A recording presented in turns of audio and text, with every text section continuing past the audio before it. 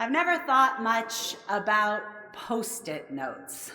I can't even begin to tell you how many countless Post-it notes I've used without so much as a pause, other than perhaps for a brief period a few days after I read the story about how Post-it notes were discovered years ago. It's a fascinating story with a sweet, inspirational note, forgive the pun.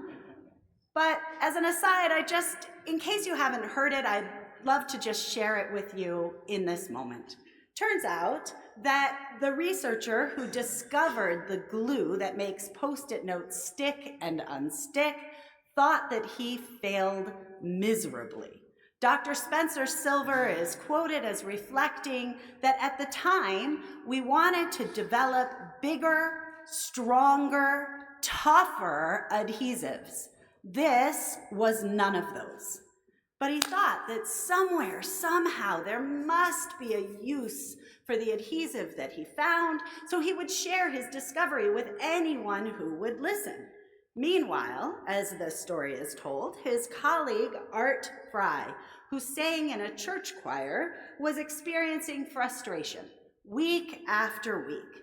He would mark up his hymnal for Wednesday night practice with little slips of paper, and before Sunday services had even begun, his bookmarks had already fallen out and he had to do it all over again, until he remembered hearing about Spencer Silver's talk. Putting two and two together, they created what we all now know and love as the Post-it note, turning failure into triumph. As with their bio on postit.com concludes, a product that no one thought that they needed until they did. I've been thinking a lot about that story because I never thought a Post-it notepad could mean anything to me until it did. Here's how it happened. A few months before I left for the March of the Living, my dear friend Joni Mail was in the office. And I don't remember why, and I don't remember exactly how, but somehow I walked away with 2 Post-it notepads that she had had on her desk, laughing up a storm at the incongruity of me and these particular notepads, which were each emblazoned with very salty sentiments. That was the last that I thought of them, until a few days after I returned from the march, having heartbreakingly been so far away when Joni was lovingly laid to rest, I opened up my desk drawer, and there they were. And I cried.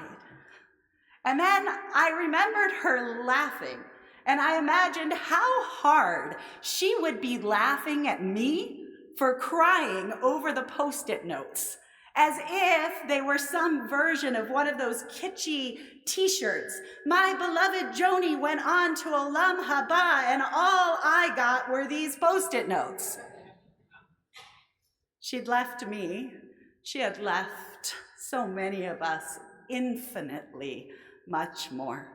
Her wisdom, her patience, her style, her grace. But there they were, these Post-it notes, and I was holding them in my hands, and I couldn't stop crying. And then laughing, which I also couldn't stop.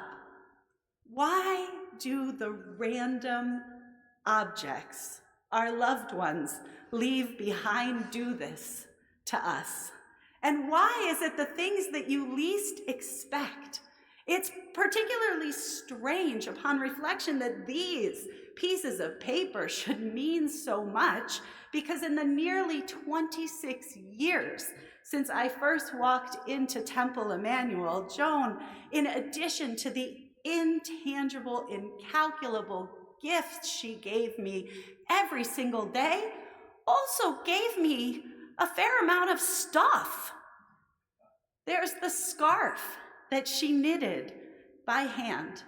There's the plaque that she brought back from Israel, the countless books stored in the magic closet behind her office, which she seemed to always know to give at exactly the right time. Each of these things, priceless, unique, those should be emotional. And yet, it was these mass manufactured Post-it notes that do it to me every time. Do you have a version of these Post-its? The thing that every time you look at it, every time you hold it, memories come flooding back to the surface? We often think that it will be jewelry or some precious furniture, impressive art, and of course that can be true, but many people have shared with me over the years that for them it is the old tie or the scratched baking dish that baked 1,000 birthday cakes, or the ratty lived-in sweater, the reading glasses that we can't even see out of because they're not our prescription. A friend of mine drives around with her grandmother's expired handicapped placard. She keeps it in the glove box of her car. It was in the car that she inherited from her grandmother 13 years ago. And even though she's changed cars twice since then, it just doesn't feel right to drive around without it. Eliza shared with me that her parents keep a serrated grapefruit spoon in their cutlery drawer, and no one in their house eats grapefruit. But her grandparents did, and every time that drawer is opened, Eliza's grandparents' memory is there. So many of us have these items. We love these items that would appear on no one's Amazon wish list. But when we lose those we love, suddenly they're the most precious things in the world. Why?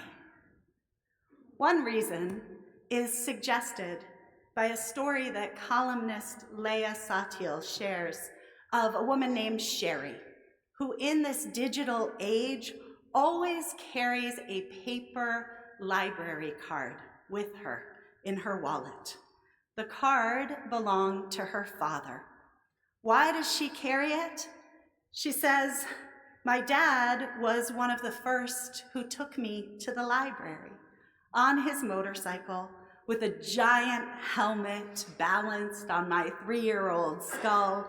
He was totally blue collar, worked as a plumber, but he really believed in libraries and had a current library card for most of his life." Today, Sherry is a librarian. Our lives are shaped by those we love.